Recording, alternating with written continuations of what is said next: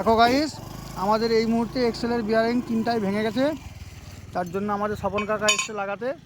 যাই হোক, লাগানোর পদ্ধতি যদি কারো না জানা থাকে জেনে নিন। রং নাম্বারে লেগে গেছে। প্রথমে একটা লককে ভালো করে ঘুরিয়ে বস করে নেওয়ার চেষ্টা করবেন। যাই হোক, একটু গোলমাল হচ্ছে। দেখো, আপাতত একদিকের লকটা লাগানো হয়ে গেছে। এই সরু করা বিটটা ভালো করে লাগাবে।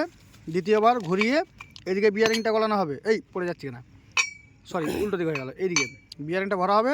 তারপরে এই যে লকটা আছে, এই লকটা খেয়াল রাখতে হবে। সরু পরা একটা বিট আছে, বিটটা সবসময় উপর দিকে রাখার চেষ্টা করবে। নামা দিকে হয়ে গেলে সমস্যা আছে। দেখুন, বিয়ারিং বসানো হয়ে গেছে। এরপরে লকটা লাগিয়ে দেওয়া হবে। ব্যাস, তাহলেই কমপ্লিট।